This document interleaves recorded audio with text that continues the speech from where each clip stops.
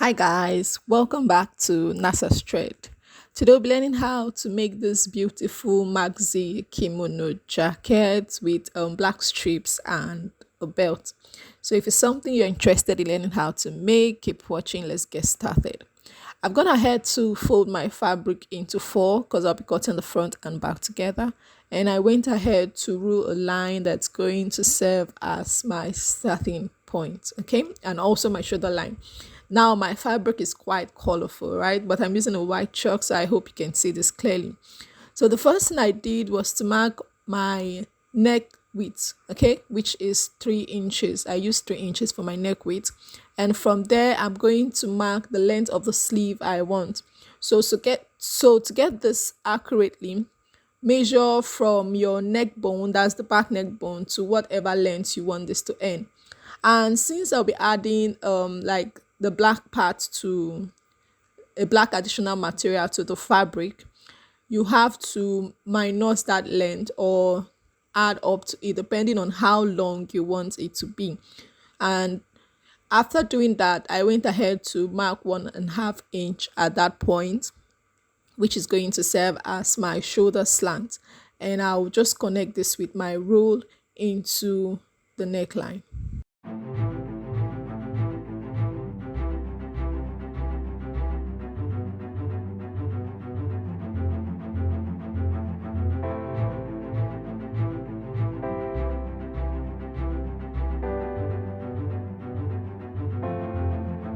So I've gone ahead to make my connection at that point. The next thing I'm going to do is to mark my neck depth for the back. Now, like I said, I use 3 inches for the neck width. The front will be open, so the back needs to be small, okay? So I went ahead to mark 1.5 inch for the neck depth for the back. You can decide for yours to be 1 inch. It doesn't really matter, okay? Since the front will be open, it will still pass through your neck easily. So I've gone ahead to mark that, and I'll mark my front neck depth now. So I'm using a front neck depth of 7 inches. You can use more than that, okay? Like I said, the front will be open, so it doesn't really matter. And I'm using a V shape to make my connection like so.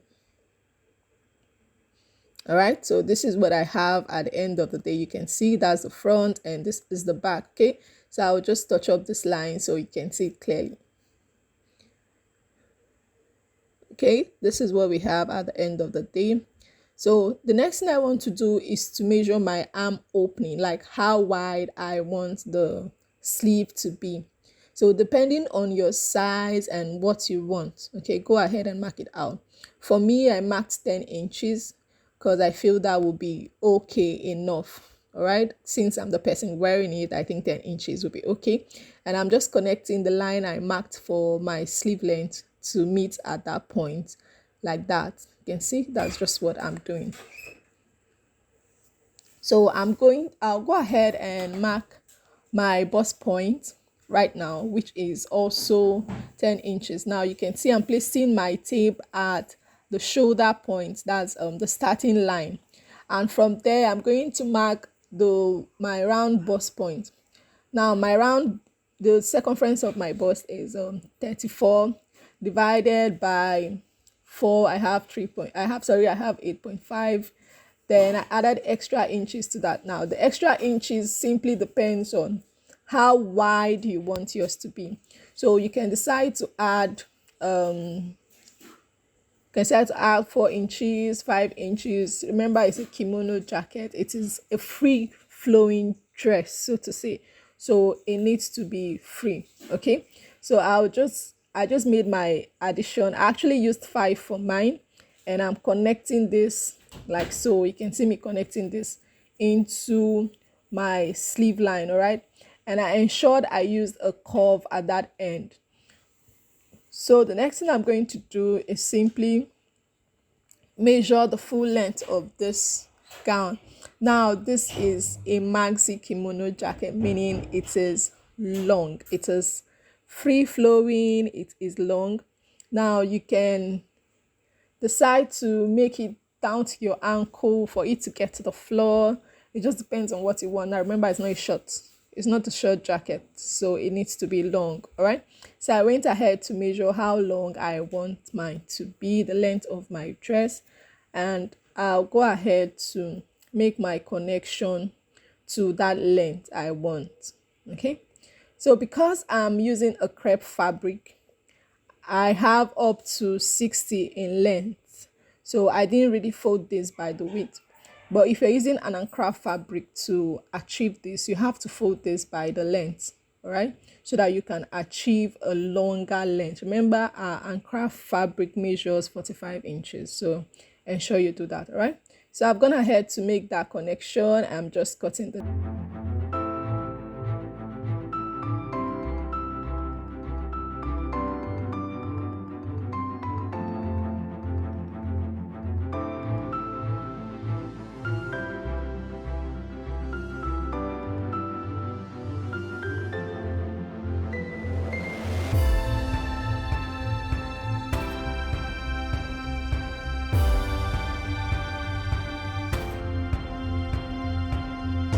I'll cut out the back neck first and then take out my back piece so I can work on the front. Remember, I said the front will be open, the back is not open, so you cannot make the same connection for both of them. Or I cannot make the same cutting rather for both of them.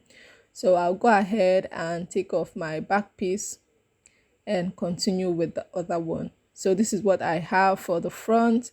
I went ahead to fold it back into two so I can work on this. All right.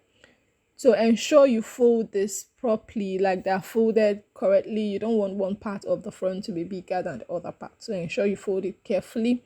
Ensure it is properly folded.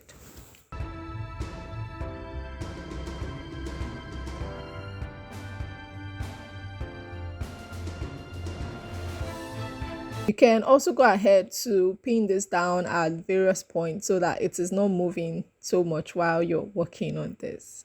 I advise you to do that. Okay, so I've done that. I'll go ahead and cut out the front neckline first.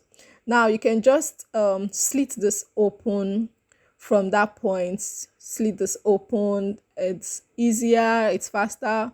Or you can also just measure like 1 inch out or 0.5 inch, half of an inch out, and cut it out. Okay, but me, I'm just cutting this all through from the top to the end. So this is what I have for my piece. Now I'll bring the back piece back. We need to start stitching this down. Now my fabric is quite confusing. I had to make marks on this because the front and back looks quite similar to each other. So I'm going to place this front facing front, the front of my back piece to the front of my front piece. Okay, that's the front part of the material, the right side of the material to the right side of the material. That's how I'm placing this shoulder to shoulder. And then I'll go ahead and stitch it down with half of an inch at the top and repeat the same process for the other end. Okay, place that shoulder to shoulder, placing that right piece of the material to the right piece of the material. That's the right piece of the front to the right piece of the back, and then stitch it down. So I've done that. You can see this is how it looks like. This is the front part of our fabric after I finish stitching this down. Okay, so I want to work on the band that will sit in front. Okay, I'll go ahead and take the measurement for this from one end to the other end to get the measurement I need. Okay, so go ahead and do the same for yours. Now this is so you get accurately what you need. Because my fabric was quite long, my measurement was a lot because the length of the fabric, the length of the gown I want, the kimono jacket I wanted was quite long, so to say. So I had to measure and get accurately what I wanted. So I had about 140 or thereabout, or I think so. So, but I had to add extra inches to that because I didn't want to be stuck somewhere. And I went ahead to cut that out on my black piece. Now for the black piece, I just want to cut out a band of 4.5 inches.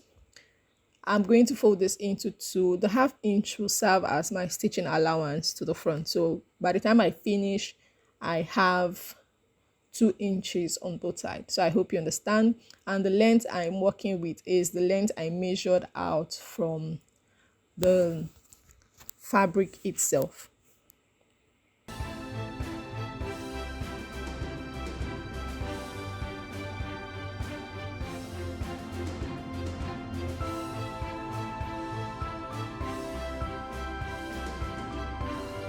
So I actually folded this into two while cutting. So I decided to split them so I can have it long enough.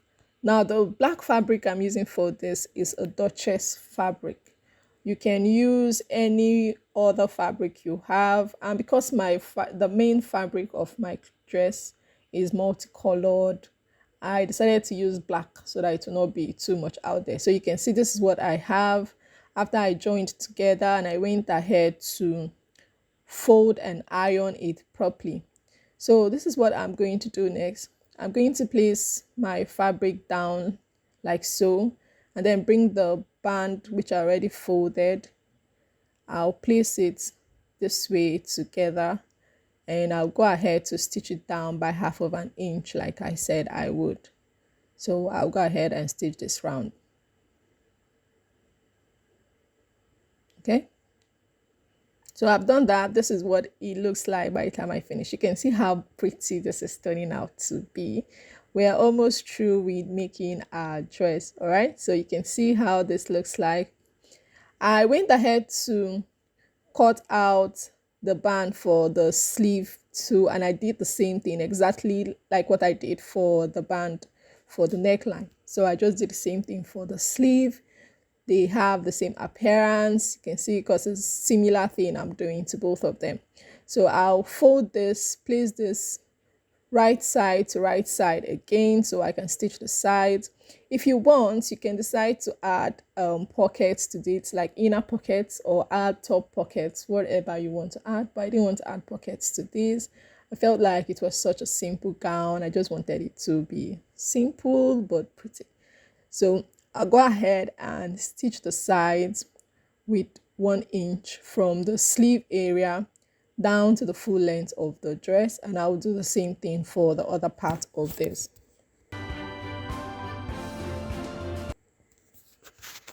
So I've done that. You can see our gown, our kimono gown. It looks very pretty. So you can decide to use any color. Everything depends on you, what you want. And I went ahead to make a belt for this so that it's easier to tie around the waist. You can see how this looks like. Thank you for watching, and let me know if you're trying out to make your own. See you in the next video. Bye.